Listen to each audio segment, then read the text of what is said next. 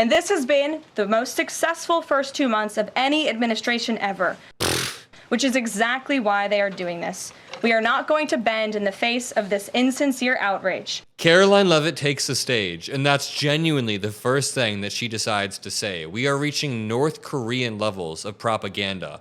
I mean, every single time Caroline Leavitt speaks, I just see the North Korean news anchor that's always spewing propaganda. I guess it would look something more like this with Caroline Leavitt's face on top of it. Feel free to take a screenshot. Make sure you drop a like on this video, and let's break down the total collapse of the Trump regime as everybody is spinning in their own way. For example, watch how Pete Hegseth spins it. He's trying to say these weren't actually war plans, they were attack plans. He's conceding that they may have been attack plans, but not war plans. He is playing semantics right now because he knows he's screwed. Let's watch this clip. Here to do. Nobody's texting war plans. Well, I noticed this morning, out came something that doesn't look like war plans. And as a matter of fact, they even changed the title to attack plans. That is the new MAGA defense. They aren't war plans. We actually just leaked highly classified attack plans. Man, I need one of these with Pete Hegseth's face as well, because his spinning is impressively propagandistic. But then he goes on to say that the intelligence wasn't actually classified, and just to preemptively debunk him, I mean, look at this. This is necessarily classified intelligence. You are talking about the strike times, the strike means, and referring to the targets, referring to the terrorists, referring to the operational security of all of this, and you're gonna say that's not classified. What would have happened if enemies would have gotten that? You would have been absolutely screwed, therefore it was classified from enemies. Only highly authorized people had access. But listen to Pete Hegseth spinning. Because they know it's not war plans. There's no units, no locations, no routes, no flight paths, no sources, no methods, no classified information. You know who sees war plans? I see them. Every single day. And apparently anybody who works at the Atlantic can see them. And apparently all of the American people now can see your plans. I looked at them this morning. I looked at attack plans this morning. You know who does attack plans and war plans? Men like that admiral right there, Paparo, for the Indo-Pacific. Then why is there a random journalist in the group chat? Take any form of accountability. Let me just go back. Pete Hegseth, just a few weeks ago, was saying, team update. Time now, 11:44. Weather is favorable. He's saying everything from the weather and on. You don't need a hand-drawn route of where everybody's going to run. That doesn't have to be literal war attack plans. You are plotting out what you're going to do in a group chat, which is absolutely inexcusable. Now watch Caroline Leavitt kind of get very fidgety in the press room and refuse to take a follow-up from Caitlin Collins. Check this out.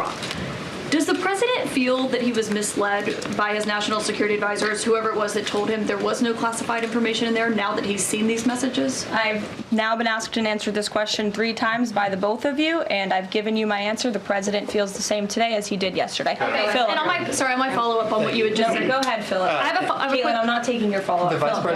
Caitlin, I'm not taking your follow-up. Look how sassy she is with it. I mean, she actually is kind of just in a pissy mood, probably because everything around her is crumbling. I mean, all the reporters really just want to ask a question, but to Caroline Leavitt, the walls of the White House are literally crumbling. Go ahead, Philip. Caitlin, I'm not taking your follow-up. I have a follow-up on something you just said, though, Caroline. That's Caitlin, regarding I'm not Jeffrey taking Goldsberg. your follow-up. Philip, go ahead. I have called on you. Oof, if I were Caitlin Collins, imagine being talked to like that by a 28-year-old. She's talking like she's a teacher, Caroline Leavitt, I mean. So, I mean, it's getting intense in there. Let's see what happens next. Basis I was asking. Go ahead, Jeff. Thank you, Caroline.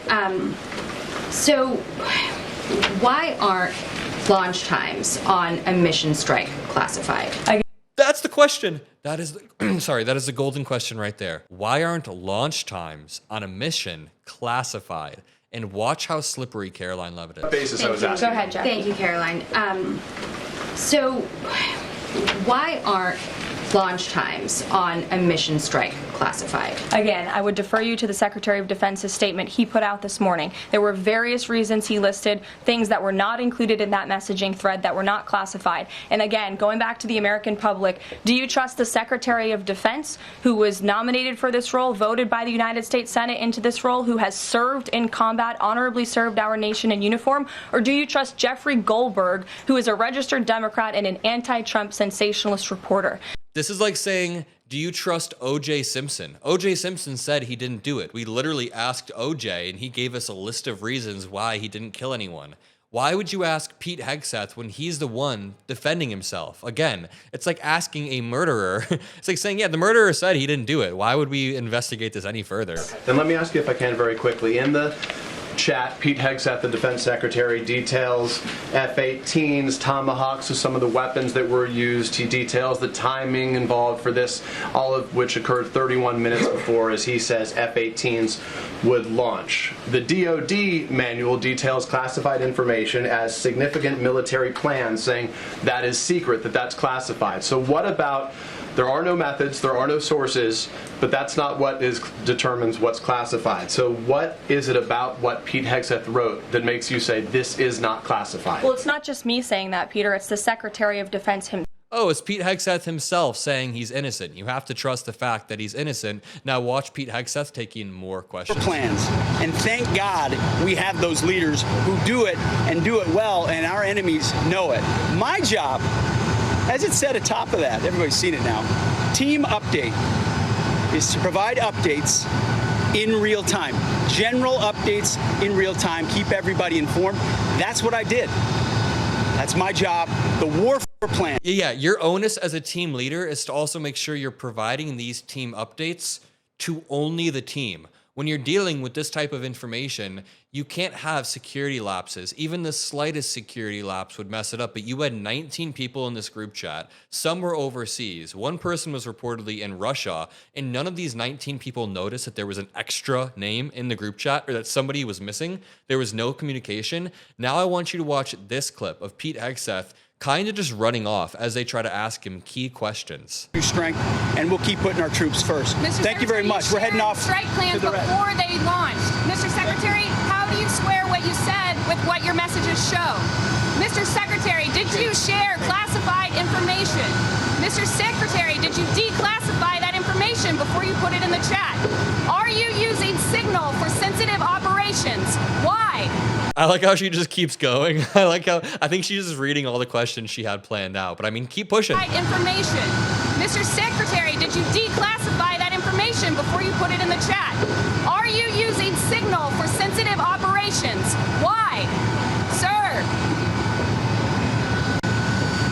Okay. Bro's not going to answer. He's not going to answer whatsoever. And really quickly, you've probably heard the term flooding the zone. It's when there are so many stories coming out that you're overwhelmed and you just can't keep track. And that's Trump's intentional strategy. Steve Bannon said you can hide your corruption if you just have a bunch of stories coming out. Then people miss stories like this one.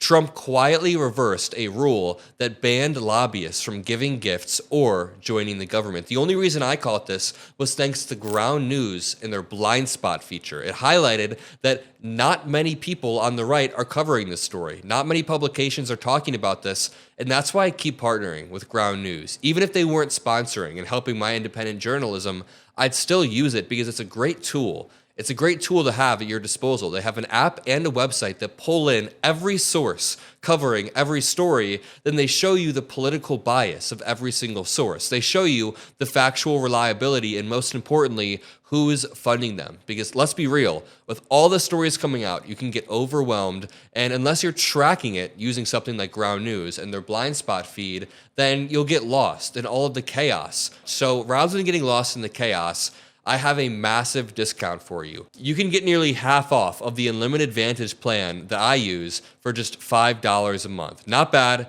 You can be in control of your news. Go click the link in the description below. Again, you can get half off if you click the link in the description below for ground.news. Go check it out. Thank you all.